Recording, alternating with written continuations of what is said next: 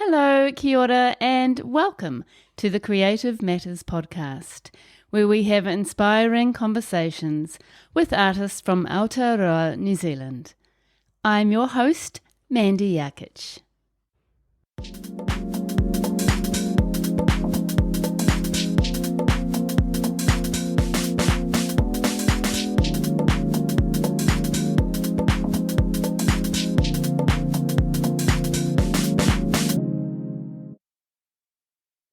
This episode is generously supported by Turua Gallery. Owners Melissa and Dean Wallace share a long-time love of art. After running a successful design agency together for over 20 years, they decided to chase their dream of creating a space that warmly celebrates all manners of New Zealand art. In early 2019, Turua Gallery was born. A number of our artists on the podcast are part of Turua Gallery's stable of artists, and they all speak so highly of the gallery and the support and araha Liz and Dean provide. The gallery is a really beautiful space to visit in person or online, and it's one of my favourite spots actually to see great New Zealand art and to go to amazing openings and see amazing shows. I really recommend that you swing by Turua Gallery at some point. It's in St Heliers in Auckland. Ngā mihi, thank you so much Turua Gallery for supporting the Creative Matters podcast. I'm really thrilled to introduce to you Dominique Marriott. She is a Waikato-based artist living near Raglan on the west coast. She specialises in life drawing and is well known for her minimalistic nude paintings created with sumi ink and calligraphy brushes. Dominique works in a bold and uninhibited way to capture the essence of the human form. Her work reflects a deep appreciation for simplicity, energy, and the intrinsic beauty of the body. Guided by the principles of Zen, Dominique approaches her artistic practice as a form of active meditation and self-medication. This is another gorgeous, honest conversation, which I thoroughly enjoyed. We had a really beautiful time together in my studio at Muriwai Beach. Dominique talks about why and how she got into life drawing after studying fine arts at uni and what she loves about this art form. We talk about her unique process of creating multiple drawings in each sitting, why she likes to leave negative space in her drawings, how she chooses which drawings to add to her collection and which ones to discard, and why life drawing is so good for her well-being and her ADHD brain. Dom shares her life drawing commission process, why she believes every artist should use life drawing as part of their practice, her amazing life drawing performances, and how she's become so comfortable with this process after initially being fearful of painting in front of others.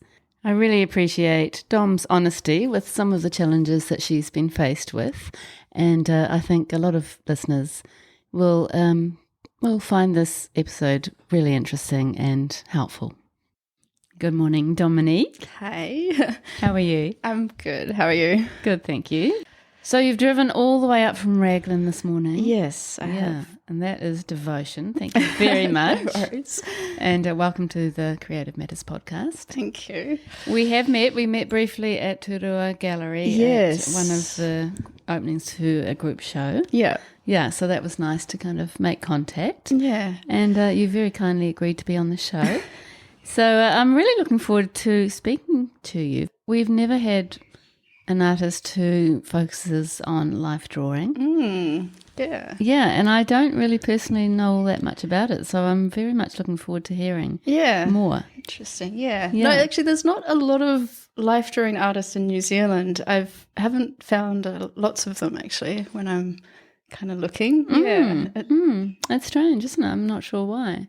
Yeah. Such a old tradition. That's right. Yeah. Yeah, it's an old sort of specialised form of art. Yeah. But I guess it is quite niche. Yes. Yeah. I think a lot of people consider it a practice instead of an art form. There's a kind of few artists who actually do try to create final art pieces within that kind of setting. So, Dominique, I can hear a very slight Australian twang in your accent. You were born in Australia? Yes, I was. Born in Bundaberg, a tiny little Australian town, and moved to Austinville when I was about 11 or 12, which is another tiny little town in New South Wales. Sorry, Bundaberg's in Queensland, so I moved to New South Wales.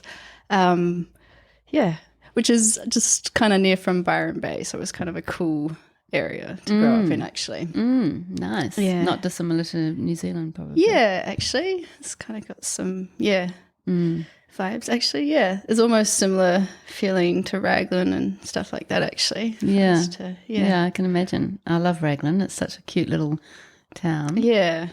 You're obviously a very sort of artistic person. Were you one of those teenagers who loved art at high school? Yes. I think I always, like as a child, I always knew I was going to do something creative. I think when in those like really early years, you're like, when you're trying to like pick a kind of direction, I was like definitely creative. So I kind of always knew that aspect. And kind of growing up, I actually thought I was more leaning towards like fashion design and things like that. So I feel like when I was about like 10 or 11, I was like Girlfriend magazine and Dolly magazine that, one's targeted towards young like tweens or whatever. And I actually thought I wanted to be a makeup artist because I would just love looking at, these pictures with often faces and things like that. And then I think I told my mum that, and that Christmas I got this beautiful makeup kind of artistry book that was, like a coffee table style, beautiful illustrations, but also, with the guide of what you were to do to make that sort of makeup look, which I loved. And this big, massive pile of makeup, big case, and I was like super excited. I just absolutely studied this book and loved it. And as soon as I tried to like use a human as to paint on, I was just like, oh, I don't like this at all. Like I don't like painting on the human. It's like I think in hindsight I was actually more interested in the image and like studying the shades of the face and things like that. And it was as soon as I just started doing it, I was just like, no, I just kind of like was like, oh, I don't like doing this on an actual person. It was like almost the idea of just the study of the face and kind of the shades and things like that was actually interesting and me. The forms of the face. And then I didn't really like think much of that at the time. And then as I got a bit older, it was moving more to the fashion magazines. So I thought I would want to be a fashion designer, and I would very interested in designing in my head and drawing little designs and things like that. But when I came to sewing, I did not have an interest in sewing. Like I'd do the subject at school. I was just like, oh, this is not me sort of thing. Like I like the designing, I like the creating, I like the drawing, all of that side of it. But when it came to actually sewing and doing that side of it, that just kind of felt, like it wasn't kind of what I enjoyed doing. Wasn't the thing. And so I always loved art at class, but not really. I liked it, but in a way where I was also not really very engaged with it. I think I liked the art class. I kind of liked the environment of it. It was all like, I loved my art teacher.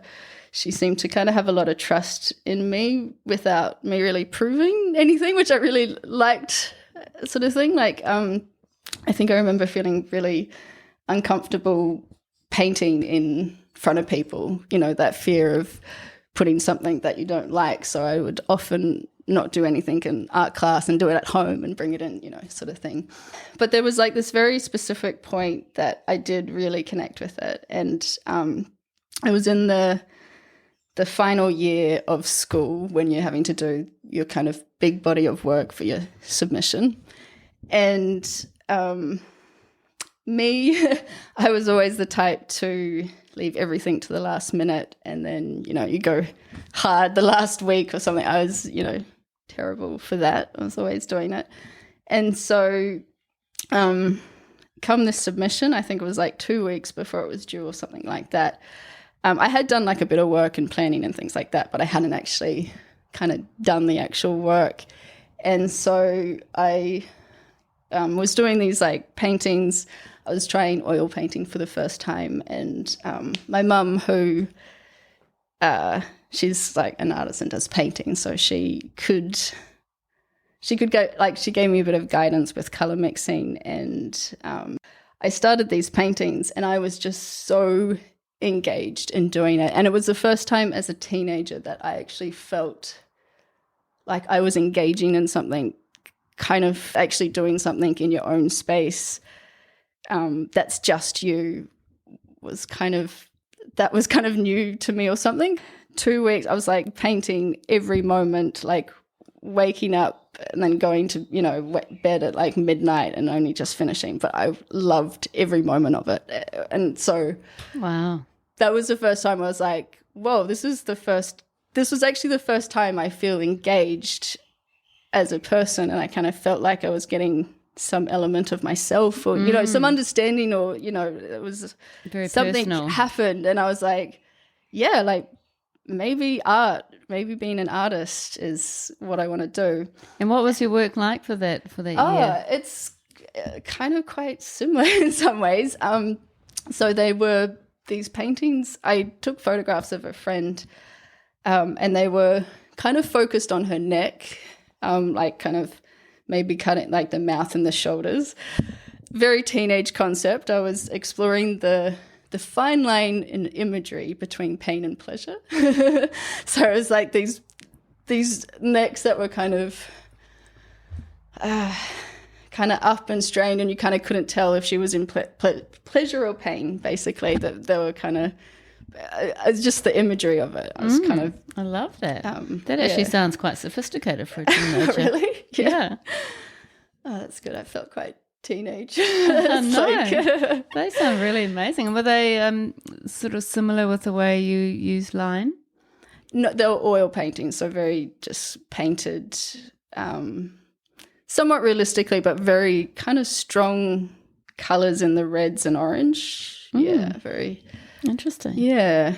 Yeah. So how did that go? Did that board go well? Yeah, it did do pretty well. I think it almost made it into getting into the exhibitions. I think it only just or it did get moved into one, but not the kind of more national one or something. But it did actually do well. Yeah.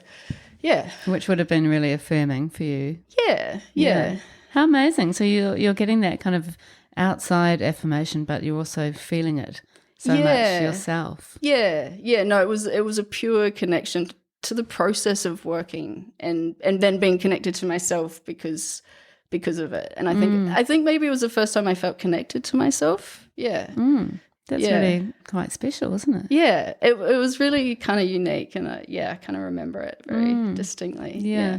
I do also remember my second thought was like, oh no, artists don't make any money. Like I think, I'd always had in my mind to be kind of successful, like I wanted to be, kind of doing something magnificent. And I was like, oh, but artists, they kind of live these poor little, quiet lives. And I was like, can't let that happen. Maybe I can, maybe I can do art and still be successful. Still be magnificent. Yeah. Which it doesn't have to hold me back. Yeah. And so what was the decision after school? Where did you go from there? So I think that's where, like, when I finished school, I was actually just kind of in the party, like, woo, I'm free. Yeah, that's when I kind of got caught up in a sales job, just to kind of, I think because I felt really stuck with money. I think because I had moved out at 17, so your pay rates are like really low. I was working 2 jobs and just kind of felt kind of trapped by that. And that's when you came to New Zealand, so straight after school pretty much. Yeah. It was about 6 months later. Actually, a lot happened in that little time afterwards. And it took me a little while to kind of take action. Like, you kind of float around and you kind of know you want to do it, but you really do have to kind of take action, and taking those initial steps are quite hard, but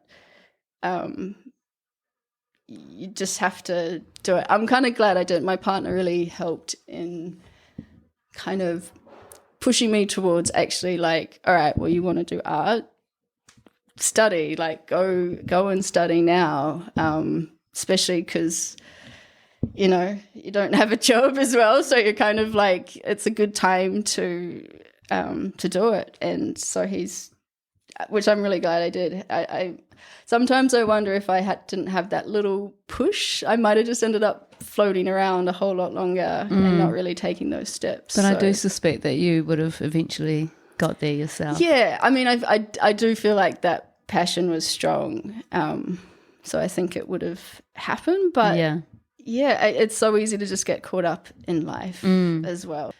So where did you go and study, and what did you study? Yeah, so I first went to Whitecliffe College, and I just did a foundation in visual arts there, which I think was just a good I think you just kind of need to start doing stuff. So that was kind of good to just having those projects, and you kind of need to work towards something can be really good. Not that I thought Wycliffe was amazing or anything, but it was just good to kick things off for me. Yeah. And a good way to kind of make you focus on your art, I suppose. Yeah. Yeah. And then I spent quite a few years, I think, just playing around. I always had the intention to go and further my study, do a bachelor. And again, it just took me quite a few years to actually take action to do that. But I was playing around just with things at home. I think I was playing around with abstract, actually, and that was mainly because I couldn't, I was limited to that. I didn't really have drawing skills and things like that.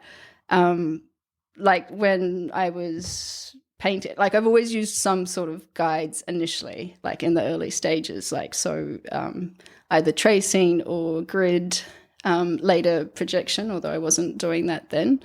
So I felt really the early years I was limited by really not having the skill to be able to do what I want. So abstract felt like a good starting point to really tune your senses in, maybe to that. And were you wanting to actually get some tuition in drawing so that you could develop that side? Yeah, I remember a few times I was like, kind of wanted to develop it. I was definitely getting to a point, like just before I started studying, I felt a limitation by only being able to do abstraction, and also being kind of, you also get stuck in like a style, like you kind of find a way to make art, and it's like, all right, I found a way, but then now that's a limitation because that's the only way I can create. So that was actually the big indicator for me to go to uni. Like, I mean, I was always like tossing up, but at times I was tossing up not to, because it costs a lot. I've still got very big debts that I haven't paid off. But yeah, it was that limitation. And I was like, all right, so noticing that limitation, I was like trying to expand it myself by trying to draw and things like that. But I really struggled to just do that by myself. And were you approaching university at that point just with that sole desire to learn to draw, do you think? Well, I wasn't, to some degree, yes. But it wasn't just, in my mind, it wasn't just to learn to draw.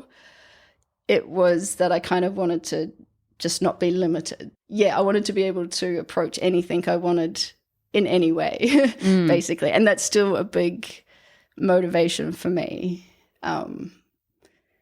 Creative freedom, I think, is my biggest goal as an artist, to be able to kind of respond in the moment to what you want, and not being kind of limited by a lack of skill or... Yeah, I know what you're saying. Yeah. Yeah, that makes sense. So how did you go with that? Was it a 3-year... degree? Yeah, it was 3 years, which I think it had only just turned into a 3-year one. Usually usually it's 4 years, where the first year is kind of like the foundation course where you train everything. So so it was 3 years in Unitech. And I specifically chose them because they're very practice studio painting focused compared to all of the other ones. And so I definitely knew that was the one for me. And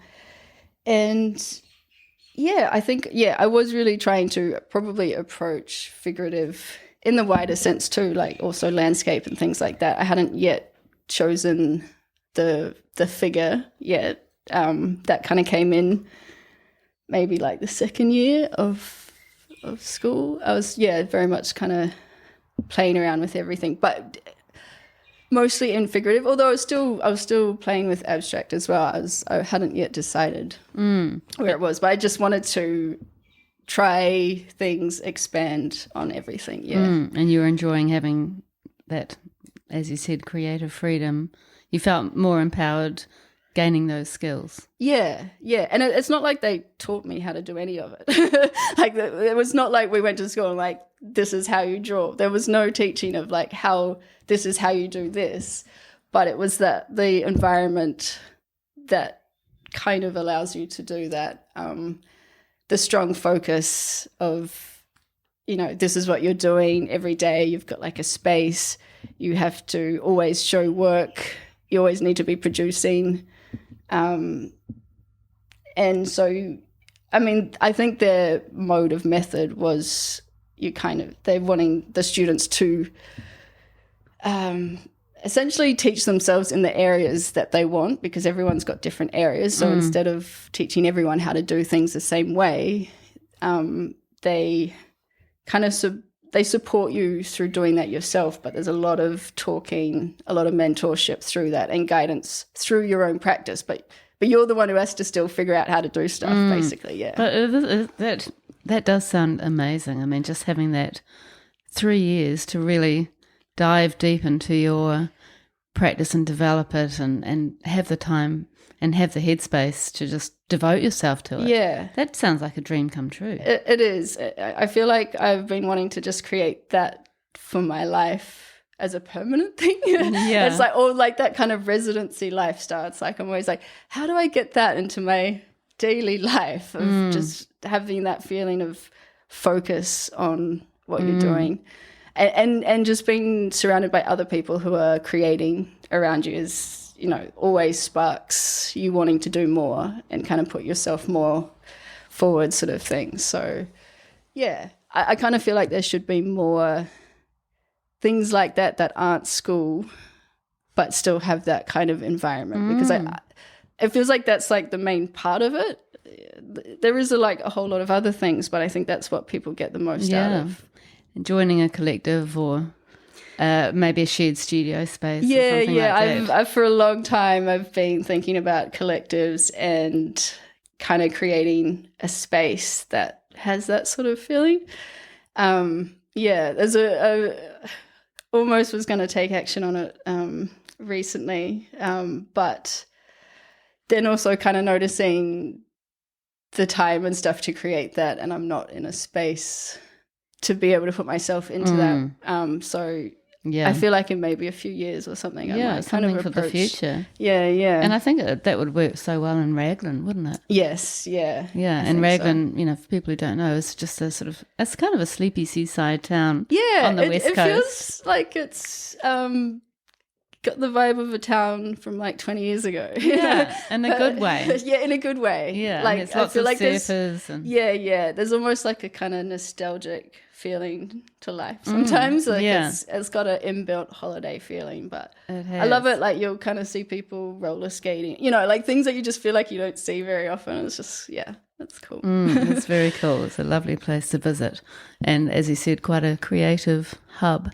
Yeah. So what happened at the end of university? Where did you go from there, and what were your aspirations? Yeah, so at the end of uni, we were actually looking for a place. It was very hard to find something in our price range, especially in Auckland, which we were trying to find, but just had to look further and further away. My place is actually just outside of Raglan, in a kind of lifestyle property.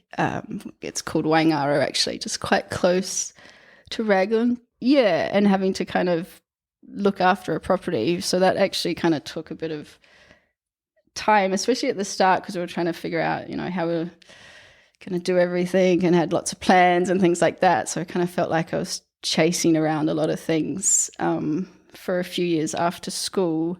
And then, I just got to that point. I was like, I need to connect back to my art. I was like, I'm just letting it kind of slip away from me again. Raglan, there's a kind of yearly arts weekend where kind of all the artists show their work somewhere or in their studio, basically, and you kind of go around on a trail sort of thing. So I was like, I hadn't yet kind of picked up what I was doing, like the work I was doing at school, where I'd left off. I thought I would kind of continue on with that, but it didn't kind of quite flow forward. And I think it was because I didn't have that kind of strong creative community. So it kind of felt like it kind of, was slipping away. And the subject matter, because in my final few years, I kind of wanted to be kind of like pushing the limits and, like as you do in art school, I didn't want to be like making something pretty. I wanted to kind of push myself as much as I could. So the subject matter I was doing in the final years was selfies. As in found imagery of other people that I was painting. Yeah, like I kind of felt like that sort of work I did want to continue, but it didn't kind of feel right without that strong creative community. So I kind of felt like I was searching for subject matter or what I kind of was wanting to do. And I had just gotten involved with the life drawing group. Someone had kind of started one up at the kind of art centre there. And so, I was getting back into that. Actually, I should say uni was the first time, it was where I really kind of found my love for life drawing, because we would do like life drawing as a thing. And I really loved the focused kind of time space that you have with working. Like it felt really charged. Even though I wasn't loving the work I was producing, I was loving the environment of it, sort of thing. So I had kind of connected a real interest with life drawing. And so, I was like, okay, want to get involved with art, go to the life drawing group, which it's good advice for everyone out there. There's life drawing groups in most towns, and it's a great way to just get like in touch with an ongoing practice, kind of finding artists and stuff in your community.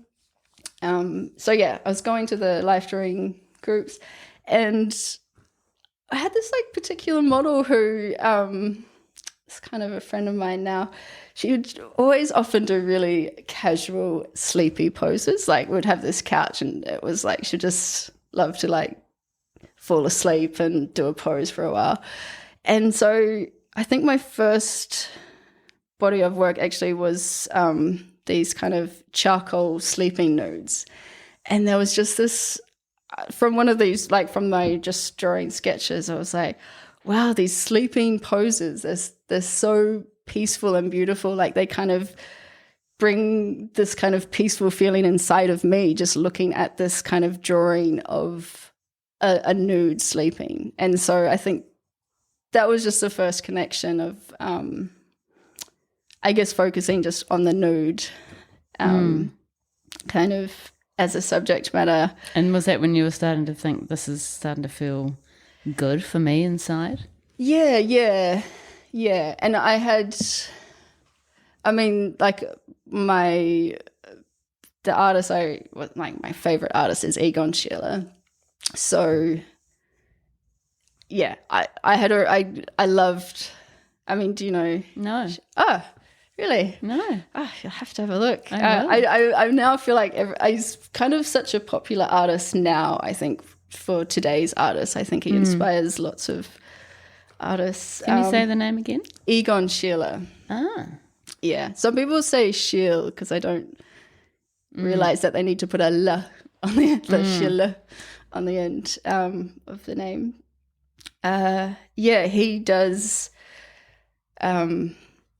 nudes and portraits, but and in kind of contour drawing style, often just charcoal, which is kind of what my initial work. I'm not sure if you've seen my early work. No, I haven't. Maybe if you send some photos, we can put them on the blog. Maybe I should put one. Yeah, I feel like I've good. kind of just for reference. Yeah, there's definitely a kind of a connection. But I did feel like I was kind of connecting to that as subject matter. Yeah, it's interesting, isn't it? That all the way from right back from your last year at school, where you were drawing the necks and the parts of the faces, and then sort of moving into portraits and selfies, and then moving to the body. Yeah, it's always been quite figurative. It has, and which is interesting. And what was it about the nudes that really captured you?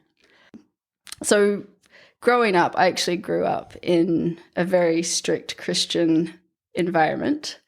Almost cultish, actually, to a point, where, the kind of like punishment was the key thing, and the nude being such a sinful thing sort of thing, it's kind of treated, like something to avoid, even though it's so natural.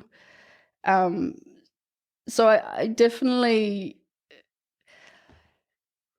liked the kind of natural comfortability with nudes in art, where it's not treated like this taboo. This taboo, and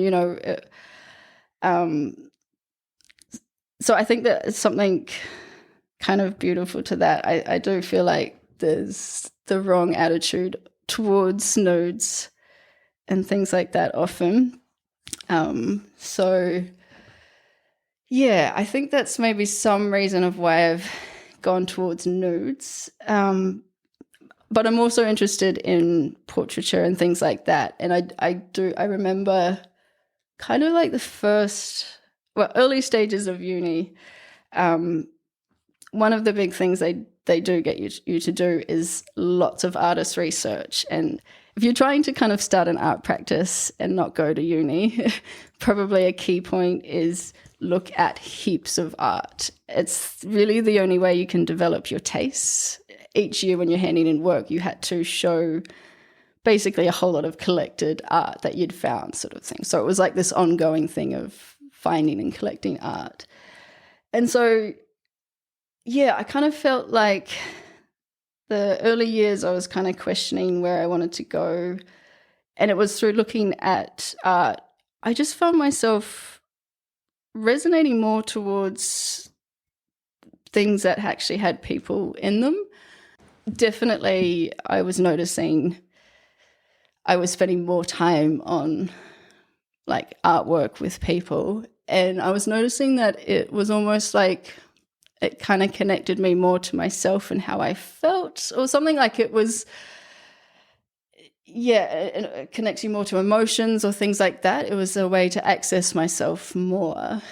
And I kind of remember thinking, oh, but if you put like a person in an artwork, like no one's going to want to buy an artwork of a person they don't know, like, is that wise and things like that. But then I was like, oh, but here I am looking at art of people I don't know, and that doesn't matter to me. Like I'm getting enjoyment, I'm getting a connection, it's bringing me into the moment.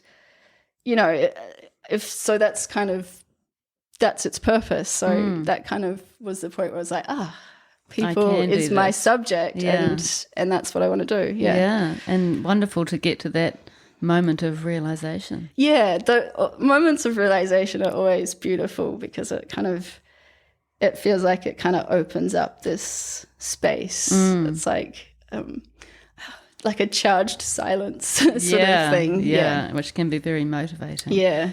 And so did you think, okay, I think this is my my medium now. This is what I'm going to explore for a while. Yeah. And how long ago was that? It's almost 10 years ago. Wow. Yeah. And you said that you wouldn't always necessarily be making life drawings, but have you done that since mostly? I have, actually. So the charcoal work that I did was done from photographs. Again, I took the photographs and then kind of drew from them. And that would have just been because I would not have been able to do it in a live drawing. So, like where I was at with my drawing, I very much needed to work from photographs. And yeah, actually, something I did realize recently, so I was just going for practice, basically. I wasn't even, the idea of making art in life drawing to sell wasn't even really on my mind as a thing. So yeah, I was treating it just like a practice. And there was an artist, her name, I think it's Rebecca Giles. She kind of really, I think, motivated the idea to create work in a life drawing setting. She would do these beautiful charcoal kind of rough, expressive drawings. And yeah, the idea of doing lots of quick expressive drawings and then only picking a few, like only picking the ones that have the magic, from the experience. I think that idea kind of got introduced to me through her, which I only realized like many years later. I think I was like, oh, she actually kind of influenced this thing, and she wouldn't even know. Just, I think that idea when you see someone doing something and you're like, wow, I want to do that. Yeah. So that, I think that sparked the want to be able to do it.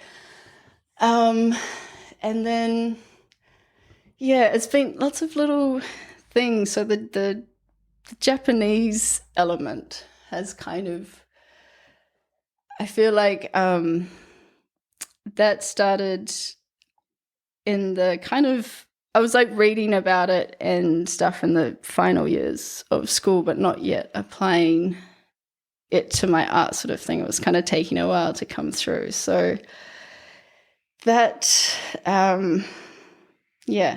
that's a big thing in and of itself. I'm trying to think where to start talking about that, because I'm like going, okay, where did...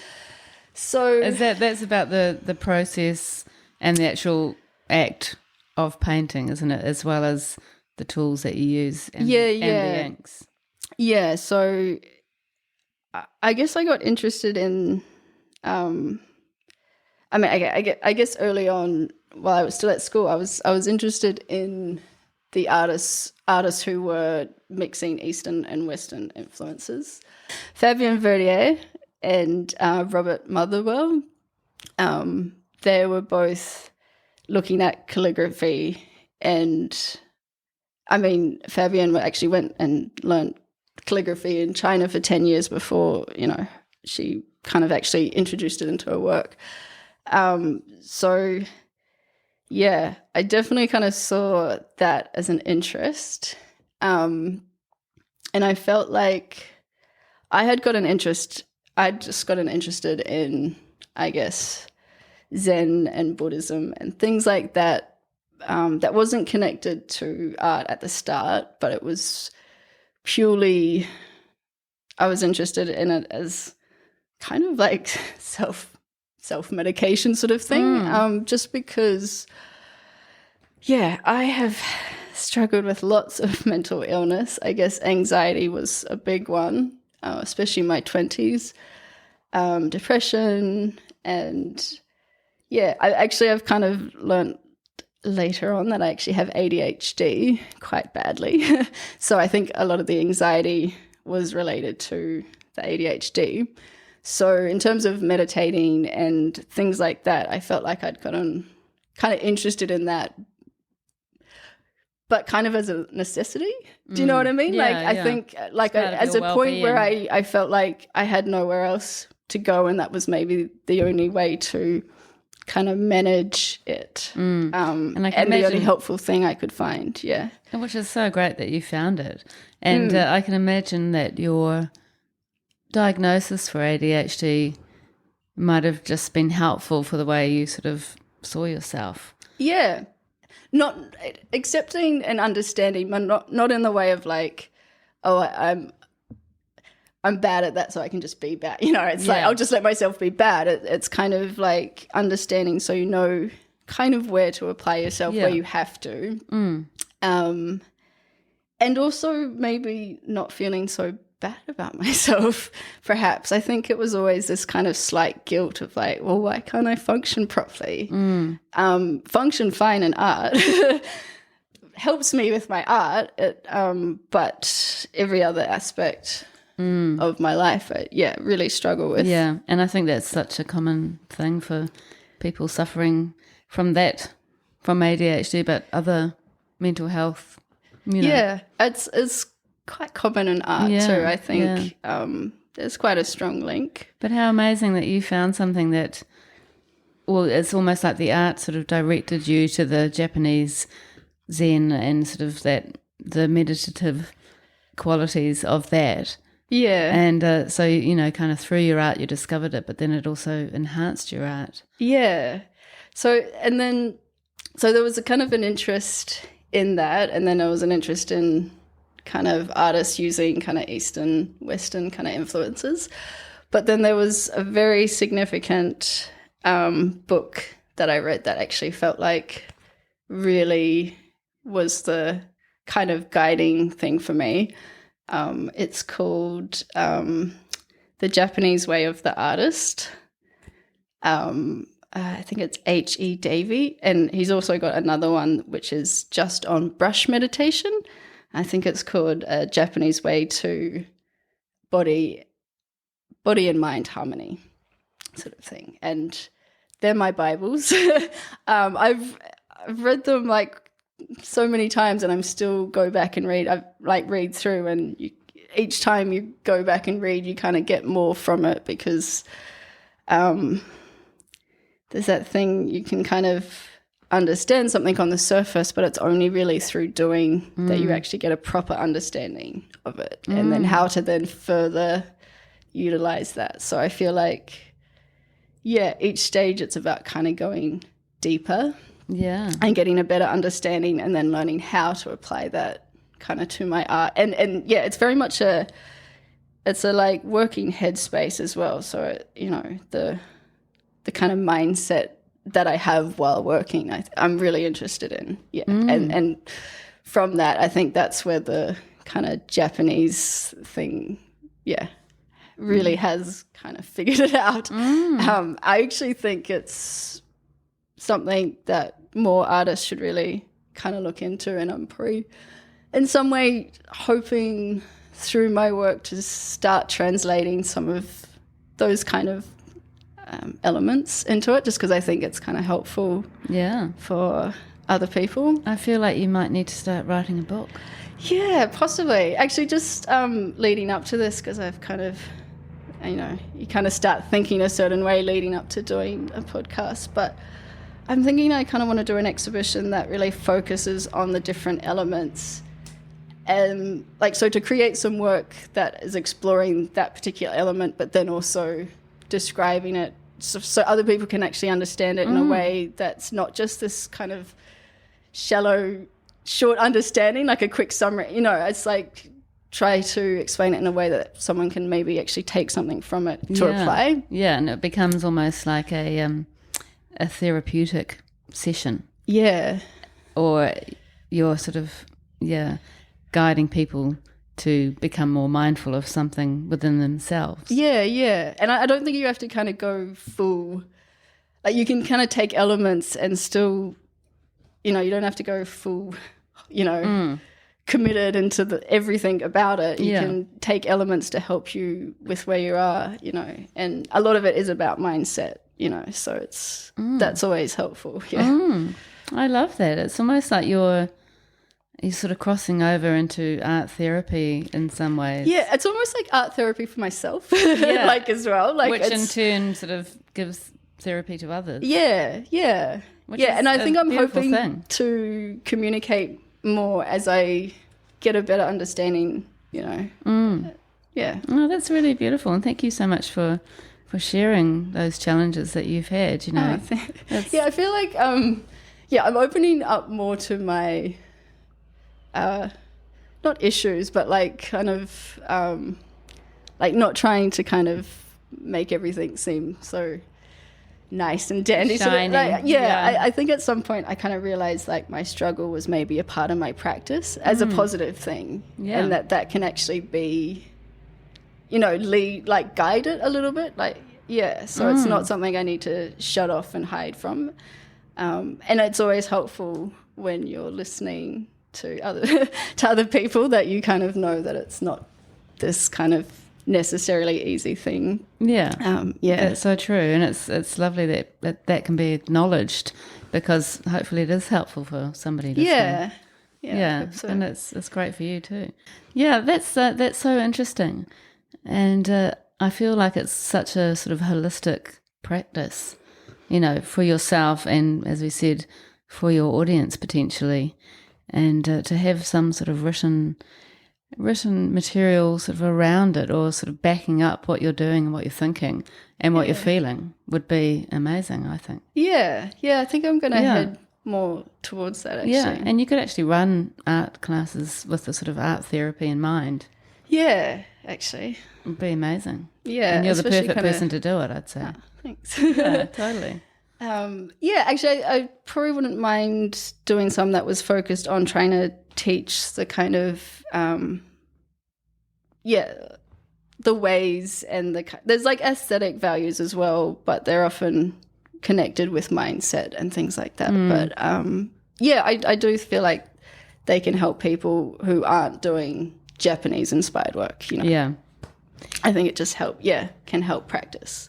So let's talk a little bit about what your work actually looks like. So the work that I have included on the blog post, which you sent me, is blue, a lot of blue, quite a lot of black. Yeah. And it's just a single line, isn't it? And the line feels like you've used a calligraphy brush or something that's got that lovely sort of sometimes thick, sometimes thin line.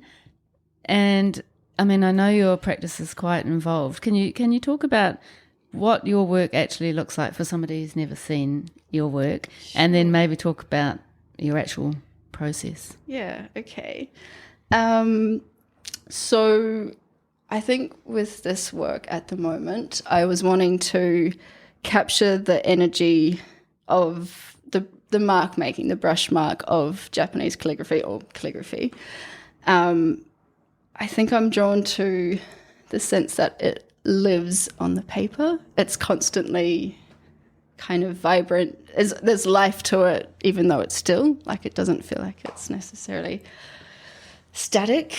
So I was wanting to put that into the figure, which is, I think, something I hadn't seen. I mean, I still haven't seen it, but when people, they either do calligraphy or they do expressive brush mark, which looks beautiful, but it's can get repetitive and I think easy to replicate. So it's kind of this, you know, a style that's also kind of been done. So yeah, I might have got slightly sidetracked on that. So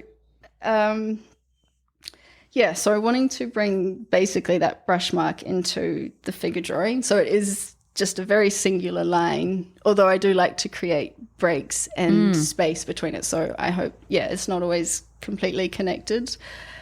I use Japanese calligraphy brushes and sumi ink. And then, just recently, so those blue ones, I've been playing with colour. They're actually a fluid acrylic. Which has been fun adding some colour, but. And why do you create the spaces in the line? I mean, I think there's one of the kind of aesthetics of Japanese art is that the negative space is just as important as the positive space.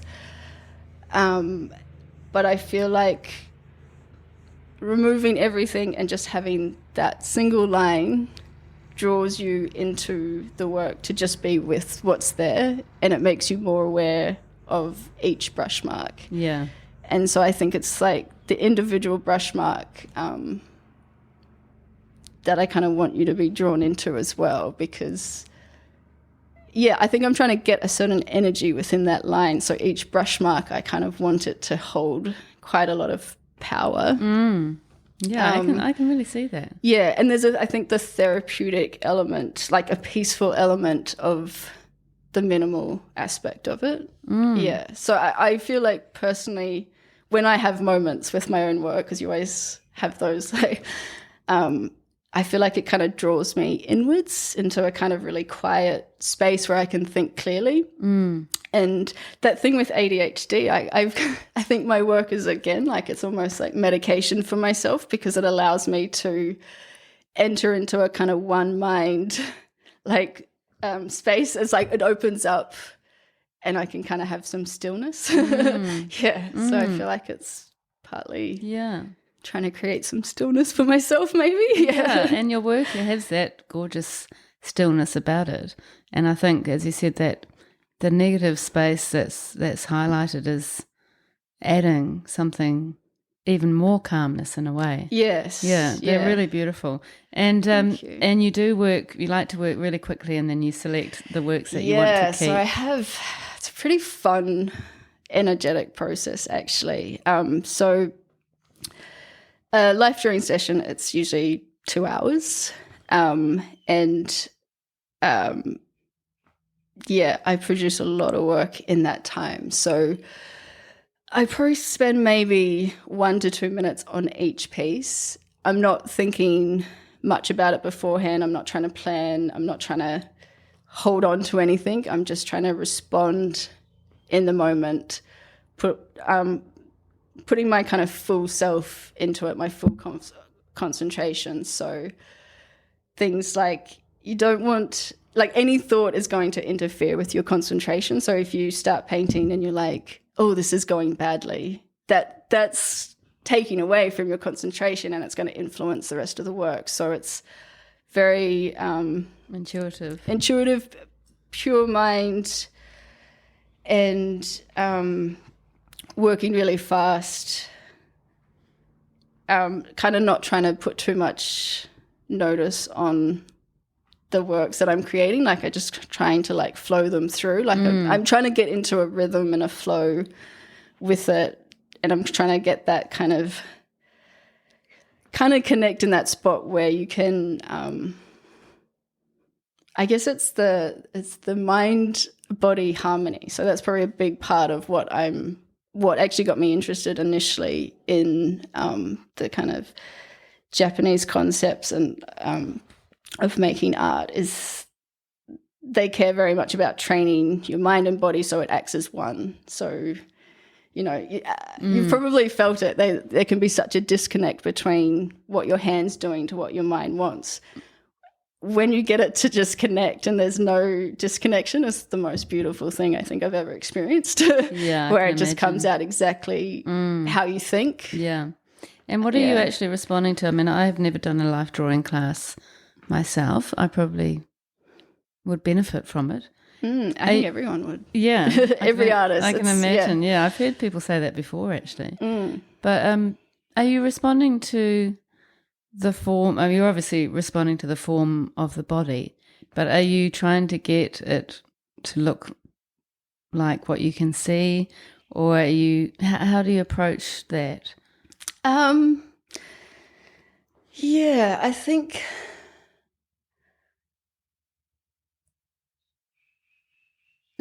I'm trying to kind of follow a direct experience of what I see without trying to copy too much how does this make sense?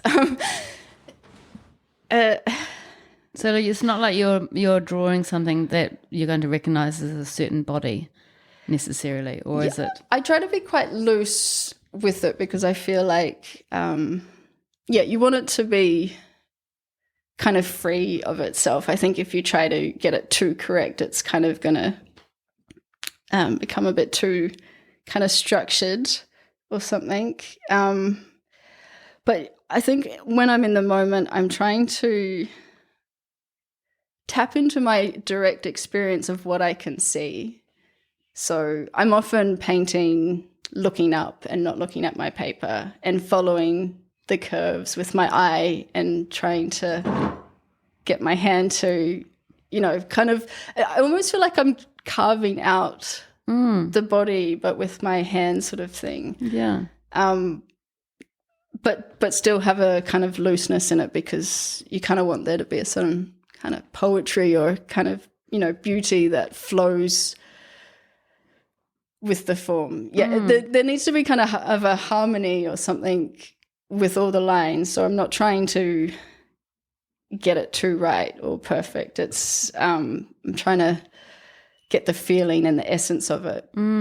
It's so interesting. And then how do you go through and select the ones that you want to keep, that you connect with? So it just involves time, spending time with them. Some I know straight away. Some I can just tell instantly that it's right. Some just feel so right as it comes out that it's like, it's like, okay, that one's right. But sometimes it just takes time looking at them and being with them.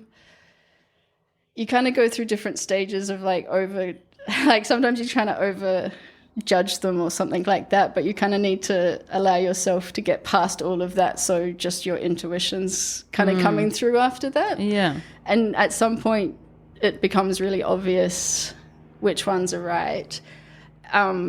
It's really not that obvious. Like when I'm around people, everyone's pointing out different ones. Everyone's like, this one, and I'm like, really? Like, wow. Like it's shown me how broad people see what, what they like in the work.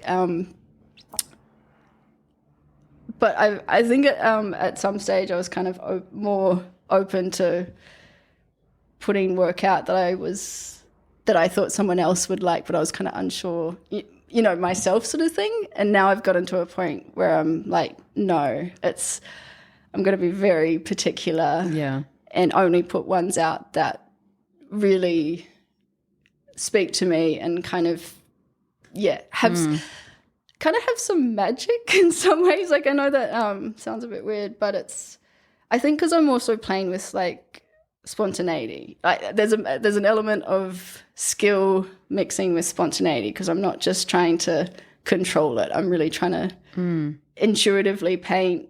I'm not trying to overthink at all. It's just I'm trying to tap into what I'm experiencing right now at in the that moment. Yeah. And you need skill to be able to be so intuitive. I spend lots of time drawing practice. I occasionally get into these good rhythms where I've got a good daily drawing practice, and that's the best. That's the best times I'm in, where I'm also just in how I feel mentally. If I've got that, like when I do it, I kind of spend my first bit of morning drawing, and it's actually probably the happiest. Like in a mental sense, it actually is a really great way to start the day. And I actually kind of want to get back to it. Yeah, I often feel like you go to a life drawing thing, and then as soon as you leave, you're like, I've got to practice. Like I've got to practice so my skills are kind of there for the next time, that you're there. It's which is great, because it keeps you growing and learning. And once you've selected the works that have the magic, that is your final work. Yeah. Which is quite an incredible thing, isn't it? Yeah, yeah. But there's always an element of surprise to myself. Like I've created the work, but I think the way that I've created it, it's like a nice surprise for myself. The works that do come out and are really kind of strong to me. There's an element like, oh, did I create that? Like, I can imagine. It's nice. And so you're actually, when you're doing all these fast-paced drawings, you're using your brushes and your inks, and then one of those or a selection of those from that process will become your final framed artwork. Yes. Yeah. Which is it's quite a different way of working, isn't it? It is. I think it's you're not committed to any one piece of paper, and I think that's a really great way to work, because I think fear and kind of holding yourself back or wanting it to be good is some of the biggest things that will make your drawing bad. And it's I think any connection of like wanting the end process, like once you start going, okay, I want the end result to be good, you've kind of going to go off in the wrong direction sort of thing. And is that quite a common process in life drawing, to do that kind of lots of quick drawings like that? No, I think most people use one bit of paper per pose. And so in a usual life drawing setting, you start with a short amount of time, kind of as like warm-up sort of thing. So often like 1 minute, 2 minute poses. And then you graduate in time, so they kind of turn into 5 minute pose, 10 minute pose, 15, sometimes 20. Some life drawing groups do longer poses, but we kind of keep them short for the model's sake. And so usually most people just do one bit of paper, and then when you've got more time, you just got more time to, actually do more of a drawing. So yeah, I usually surprise people when they see me work in a life drawing thing. Yeah, I bet you do. Because I'll fill up I sometimes have space issues because I'll fill up the room pretty fast. Wow. Maybe 40 to 60 plus paintings in a 2-hour session. Really? And it's really, I'm so exhausted afterwards. I put my full energy into it, and then and then at the end you've got all these artworks that you have to kind of, I photograph them and things like that, so I can kind of manage and sort them at the time, but it's a big job. Lots of squashing. At the end I'm like, oh, my body, it's like up and down, and because I paint kind of on the ground, squatting too, so it's never on the table. No.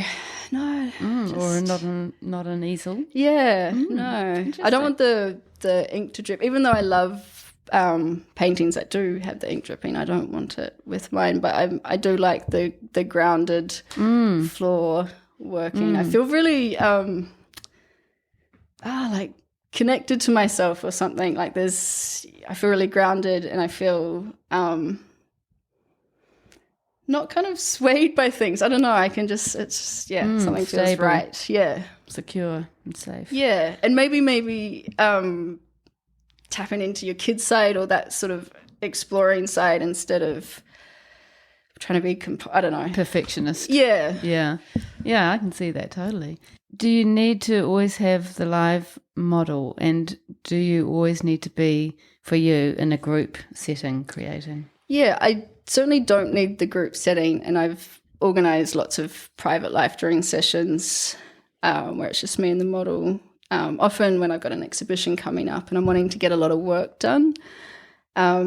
So yeah, I kind of run a group in Raglan. So there's a group of us who meet weekly, and that's actually, there is a nice element to the group. The one thing I have noticed between doing it by myself and with the group is when you're by yourself, you've almost got a little bit of too much freedom with the model, and that the model will kind of do a pose for as long as you want, because you can have breaks. So it's like, because you're controlling it, it's very hard for me to go, let's move on to the next pose. I'm attached, and there's like something I want to see, and it's like, I never feel like or often, most of the time, don't feel like I've actually captured what I want from what I see, sort of thing. So it's very hard for me to kind of go, okay, next pose. But in the group setting, it can be quite good that I've got these short time things, and I know I can't kind of get it afterwards because there's a group that you're working with. And then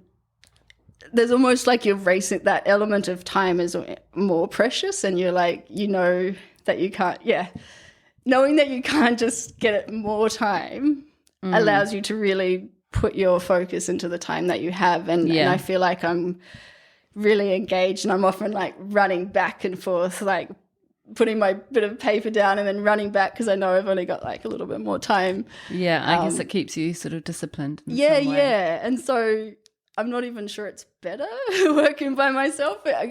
Even though I feel like I like it better, it feels like I don't know if it's better for me. Yeah. Yeah. And I've always wondered how do you organise the pose that the model makes? Is that something that they come up with, or are you looking for something in particular that you want to respond to? Yeah, it can go both ways.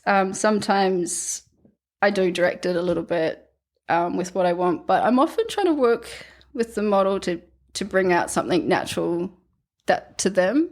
You get a better pose when you try to bring out something natural within the model. Yeah. That feels kind of more similar to what they would naturally do or something like that. So, yeah, there's a little bit of backwards and forwards depending on the experience of the model. Some models are just like fantastic and they just like pose, you know, they've just changed their pose and everything's amazing. And you're like, oh, you know, so yeah, there's always a bit of communication and stuff though. So sometimes I'm trying to get something and often it's just letting kind of what happened, you know, like letting there be a bit of not control to some, like, because sometimes you'll get something fantastic out of a pose you think isn't going to be that great or is really tricky, and then you're like, you do it and I was like, oh, that's great, because I wouldn't have got to try to pose them from that angle. I think in that group environment as well, because, you know, they can be in the center and they're posing kind of around, so you can get very different angles that they wouldn't think to pose for you, you know, if they were just posing straight towards you. Yeah. Which can be interesting, actually. Yeah, I can imagine it would be. And I've got so many questions, actually. What are you looking for in a model? Are you wanting to get a variety of body shapes or ages or, you know, heights and that kind of thing, so that your work has that kind of interest, visual interest and difference between the works? Or, yeah, how does that work? Yeah, I think you always want variation with a model, which can be nice. Yeah, it is nice to show all forms of the body. There's definitely not some like set ideal of like, you know, the life model has to be this particular way. And I think I really like that it is the full kind of the full body. Perhaps there's an element that within my work, I'm also trying to find maybe things that are kind of more similar to me, and that I kind of connect with, like, to some degree. But I kind of feel like a part of my work is kind of identifying with the pose and or seeing yourself in it to some degree. So I don't want to just do it like so that it's all like me. I don't want, because I actually want other people to be able to see themselves in aspects. And I think the fact that it's so loose and it's not very realistic at all, people can see elements or they can relate to a pose or a feeling of the pose. And I feel like it's more experience-based instead of looking objectively. Exactly what you can see. Yeah. And I can imagine that it must remind people of experiences or people they know or you know, moments in their lives. There's just so much to it, and that would be why people can connect to the work when they don't know the person. Yeah, actually, and I love hearing the stories of connection that people have with the work, and I love it when people can see a part of themselves, or they just feel like it's a pose they do regularly or something, you know, they sit that way regularly, so they just connect in that sense. Yeah, I love that. And I've never really thought of life drawing like that. You know, you've actually opened my mind up to this kind of art form, you know, because I really didn't know all that much about it. And I can see why people really connect to it. Who do you think your audience is? Yeah, I've noticed my audience are younger women, actually, like people around my age, which is kind of interesting. And I think it's because they kind of connect with it in that sense of like either seeing themselves, but I hear a lot of people kind of more talking about like an appreciation for the body in the sense that we put it through so much. It's with us everywhere we go. It's kind of like a part of us. And so like an appreciation for that and just kind of for its actual form, you know, like we put it through birth, and it's like it's there from when we're born to when we, you know, die. It's with us the whole time. And so, yeah, it's like something part to be of celebrated. Us. Yeah, and body language I'm really interested in. I feel body language kind of makes you feel that way yourself. You like looking at a pose, and it can suggest something. It kind of brings those feelings within yourself, sort of thing. So it is a whole new language, isn't it? Yeah, so I'm very interested in body language. Yeah, and you don't really capture the faces in detail. Yeah, no, I think I like to keep it removed so that it's open for people to kind of put themselves or someone they know or their own situation. Occasionally I do faces or, you know, just the little elements, but yeah, I feel like the work's often stronger when it's not. Yeah. And that sort of, I guess that's a big part of your style and what you're bringing as an artist to that art form, that you've got something quite unique, and it's very much, you can really tell it's your work, which is nice. Yeah, thank you. Yeah. It's interesting getting to that stage. I was really concerned with finding like my own visual language or visual style and like earlier on, where I feel like I didn't have it, you know, and you're kind of like, you look at artists and they've kind of got this beautiful visual language that's kind of theirs, and it's like, how do you get that? And then one day you do. It's like, it's kind of, if you just want it and kind of keep going in that direction, it kind of and just keep making and keep that momentum. Yeah. Would be important. And I've never seen you paint men. Yeah, it's not that I haven't. I'm definitely more drawn to women as models, and I think that is because I connect with it as a woman, and I can kind of there's more experience base there for me, and more sort of representing you in some form. Yeah.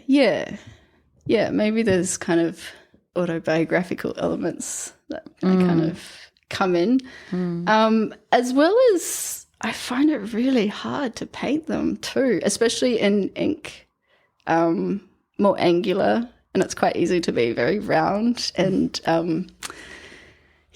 looser. Like women's curves really go well with ink, I'd say, but they're more gentle. But I am drawn more to the woman nude in art. But I don't want to be like, I only do women as well. Like I do actually have a few successful male nudes. I should probably get more male nude models. I struggle to enjoy drawing them as much, which I'm not sure why that is. I feels like a more of a challenge. I can totally get myself through. Yeah, I think if I was ever to try it, I'd much rather draw a woman. Yeah. I'm not sure why exactly. Yeah. And I guess do you have models who keep coming back? Do you end up sort of building a relationship sometimes with them? Yeah. I really like building good relationships with my models, actually. Because it feels like you're kind of sharing an intimate space. I really like the space. They're kind of opening up to you, and I kind of feel like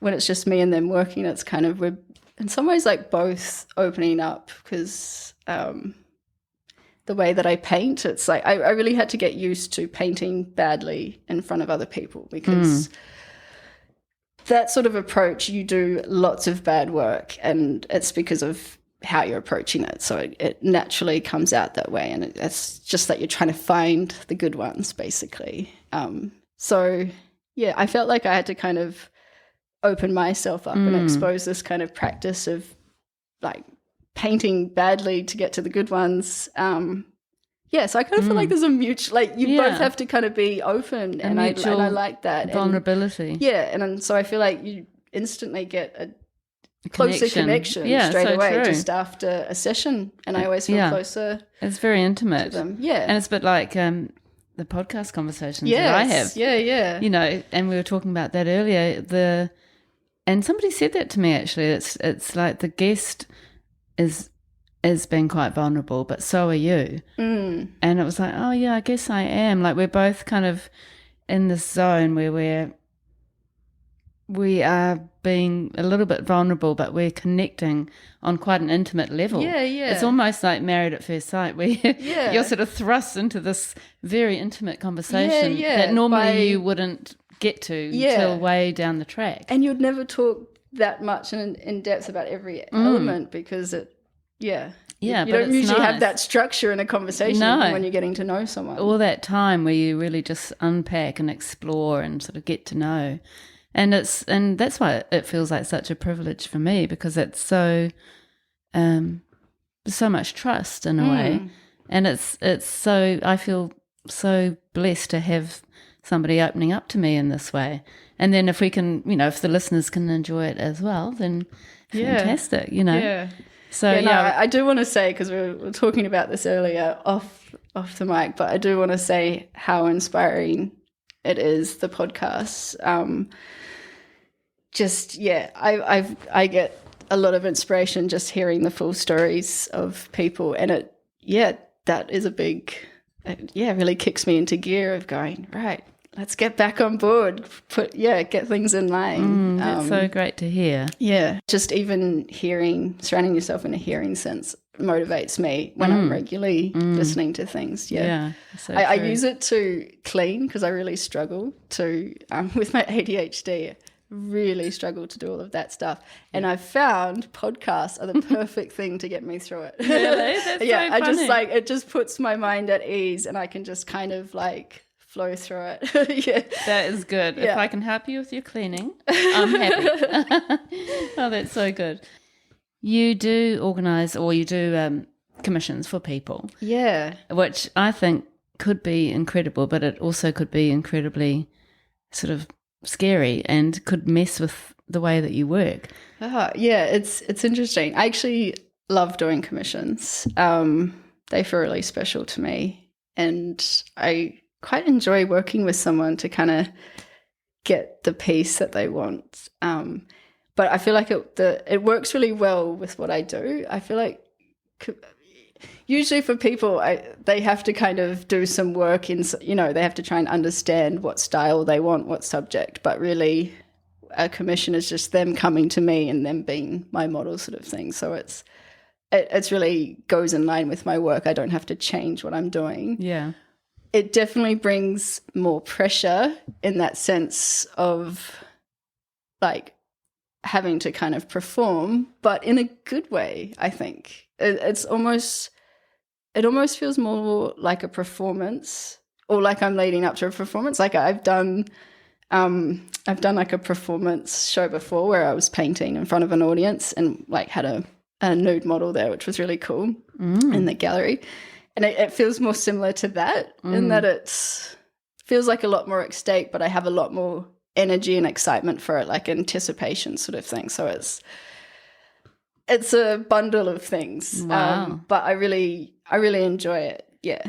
That is incredible. And it's such, it shows your growth, doesn't it? Because, you didn't want to paint in front of other people once. Yeah, I was petrified. I just could not bring myself to do it. And now it's very much that's what I do. Yeah, which is lovely, isn't it, to be able to think, actually, I have grown and made some progress. And so the commission, is that normally a woman wanting a painting of herself, or could it be her partner? Yeah, it's mostly wanting of herself. I almost did one of, I haven't actually got a commission with a guy. I almost got one where it was a couple and they wanted one each to put up on the bed above the bedroom or bed, which I thought would be really beautiful, but that didn't actually that didn't follow through. So I haven't done a male commission yet. I'm definitely open to it. I don't have I'm not don't do males. I definitely kind of still open to do that. I don't want to just shut that off as a thing. But yeah, females pregnancy portraits are beautiful, and I love doing them. Quite popular, and I think a really nice way to capture because it's like there's an experience associated with it, which I think adds more meaning to the work because you kind of remember being there and being a part of creating it, which I think is really beautiful. Yeah, I do too. So yeah, I think it just adds this extra layer of meaning and experience to the work. And I think a lot of people, they see my work, they like it, but then they go, oh, but I could actually, like, I could have this work, but it could be based on me, and I could, see those elements of myself even more and things like that. So it's just some people who would otherwise buy my work but think it's so much more special if they actually have it of themselves. So I think that's great too. Yeah, that's really lovely. And do they choose the ones that have the magic for them? And yes, are you definitely. okay with that? Yes, so it's very much their choice. I try to help and assist with the process as much as possible, but it's their choice. And yeah, definitely people have picked ones where I was like, you sure you're not going to go? It's really interesting how different people see it, I think. And it's not like it's clear and obvious what's successful. No, it's very personal. Yeah. And you're okay if they choose one that you really aren't attached to. Yeah, because they see meaning in it. And it's often because they see something or they're relating to something that they see. And the ones that I like, I can kind of tell maybe don't look so much like them. Like I like it because of, the artwork, but it's maybe not as much a kind of showing them because it's quite, I'm quite loose. So I'm trying to capture what I see, but it can go all over the place as well. So it's, it doesn't always come out. I love that. So I think people are looking for that personal connection, and that's what I want. I would prefer that, And then sometimes, like we said, people will find that personal connection even though it's not actually them. Yes, yeah. Which is great too. Yeah. Yeah. And you are with Turua Gallery, who are very kindly supporting this episode. Yes. And you show work there with group shows. Have you had a solo show there? Not quite a solo. I've done a joint show with Dean Wallace. So that was quite a big show, not quite a solo. I'm sure you'll get there because it would be beautiful to see only your work in that space. Yeah, the work looked great with Dean's, actually. There was it's quite a contrast, isn't it? Yeah, although it came together really elegantly. Like everyone was like, wow, this just feels so beautiful and elegant. And it was like, the flowers came really nicely actually with the figures. Beautiful. Well, Dominique, I could talk to you for hours about this really fascinating art form. I'm so grateful to you for opening my mind up to life drawing and the benefits of it. And I just feel like I'm going to look at life drawing works with a whole new appreciation. And I should mention, all artists should be using it as a practice. It's the ultimate form of practice as well, I think, in terms of getting that coordination with your hand and keeping in touch with it, because drawing is very much it's a practice. It's very similar to an instrument. If you stop drawing, you get disconnected again from it. So it's time for the 4 questions, our beloved 4 questions at the end. What would you say to your younger artistic self? There's possibly a few things. I feel like this is probably one of the most important questions in terms of actually like helping people, things like that. So there's a couple of things. I think when I was younger, I was very aware of or concerned about how do I kind of find my own style. And I think lots of people when they're starting out, they're in search for kind of where to look or where to go. And I would say art it's more about self-discovery. And so if you, instead of creating a facade of what you think you kind of want to put out there or this thing, the more you kind of just try to open up and reveal what's actually there, I think the more you'll be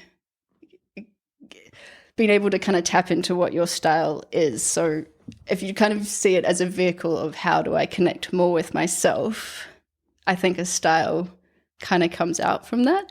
And I often visualize it as a kind of archaeologist, dusting the sand away of this little tip of something that has this massive big body underground. And you just kind of, instead of searching outwards, search inwards sort of thing. And so it's more about being truthful and opening up. So for me, growing up, I always felt like I was trying to hide elements of myself. I felt like there was all these things I felt embarrassed about. So I was always trying to downplay them or kind of, hide from it. So I just feel like the more I'm actually opening up and kind of finding, like, opening up to like the truth and kind of letting that come through my art sort of thing is the more that you actually get in touch with your style and that connection sort of thing. So I think that's a good way to approach it. Yeah. Yeah. Great advice. Another thing is also like taking action, I think was a big problem for me. And so like with ADHD, I think people often you get like a lot of ideas. It's almost like too much creativity that you don't know how to manage and deal with. And I feel like you kind of have to you just have to kind of, with your ideas, take action with them to kind of let them flow through you. And I've noticed the ones I haven't taken action on, they almost kind of hang around. It almost like sticks in you as like scarred or something. So it's like, it's quite good to just see it as like kind of clearing the pipes, like just let those, like, take action, do them, even if they don't kind of lead to something, because it's kind of about getting it out and like letting it flow through. And not taking action also means the energy of it dies. Like you kind of, there's a time and place for like that idea. And so you need to kind of just do something, even if it's not full body of work, just little steps of actually doing something with that is really important. And then my final bit of advice is I think it's so important to follow creative success, not financial success. And that's been a kind of changing point for me at the moment, where I'm kind of trying to focus, instead of how do I sell my work, how do I be a good marketer and business thing, I'm like, well, actually I actually just want to focus on being the artist and making sure I'm putting my full creativity in that area. And I'm just going to hope that the financial side kind of looks after itself, but I'm kind of taking a very strong focus around letting that influence my mindset around what I create. So, yeah. That's very beautiful. And you have mentioned a few artists, but do you have other artists that really inspire you? Yes. So, I mean, I mentioned Egon Schiele is definitely, he's definitely kind of probably my strongest inspirer. I would also say Alice Neal and Marlene Dumas. I love their sense of portraiture. They've kind of like got their own language, and I think I love portraiture that's got like a kind of abstracted realism to it. So it's realistic, but it's not. It's moved into its own world and its own visual language. And so I kind of like how they approach portraiture and figures in that sense. Richard Diebenkorn is another one who I find inspires me. He also has a really did lots of life drawing, and has great accuracy, but not in a realistic sense. It's like it's not an academic drawing. It's kind of got the accuracy, but still being loose. And his tonal paintings, just in ink, in the black, grey, and white, are just stunning. And then I guess the other artists I mentioned earlier that had the Eastern, Western influences, and particularly with calligraphy, like getting inspiration from the calligraphy art and wanting to transfer that into kind of your own practice. So that was Robert Motherwell and Fabien Verdier, which, were influential at points, What do you think is your biggest challenge as an artist? Definitely the life management around, like, I cannot get balance in my life, and it's something I'm still working towards. So if I've got, an exhibition and I'm like working full towards that, I pretty much can't do anything else. I can, I just stop. I get into that very one-minded, and I find it very hard to get any balance in my life, and it's something I've been constantly struggling with, and I'm still attempting to try and put that balance in place. Yeah, and then if I'm kind of getting onto the other stuff, I just can't seem to make time for my art and things like that, because I do lots of just drawing and sketching at home, and I can get really kind of drawn into that. There's like a few sort of side projects that I've been playing with as well. I love getting into a deep workflow, and then I think it's like once I'm in that, it's like it feels so nice that I don't want to leave it. Yeah. And it's probably that ADHD thing. It's that when you're not in that space, your head's just kind of a chaotic mess. That's like kind of, so when you get into that kind of one flow thought, it's like medicine for me. Yes, I feel like I'm self-medicating like by doing it. But it is good that you can do that. Some people with ADHD wouldn't be able to have that kind of focus. You could embrace that amazing ability to kind of go deep and really focus on one thing, and then sort of work out ways to kind of manage the rest of your life around that, maybe. I'm hoping like at this stage, I'm kind of wanting to go deeper again with the kind of Eastern philosophy as a kind of way to help and guide that. So the last question is normally, why do you make the work you make? And I think you've been extremely eloquent the way you've spoken about your practice and why you do the things that you do. So I don't think we need to answer that question. I'll let you off. Yeah, that's awesome. And that brings us to a close, Dominique. And I'd just like to say thank you so much for a really beautiful session. I've enjoyed it so much. Yeah, no, it's actually somewhat therapeutic, actually, to be able to, just sit and talk through it all. Yeah. And and I'm sure it's been very therapeutic for the people listening as well, and quite possibly useful. So thank you so much for your honesty and for sharing your beautiful practice. Thank you. I appreciate it.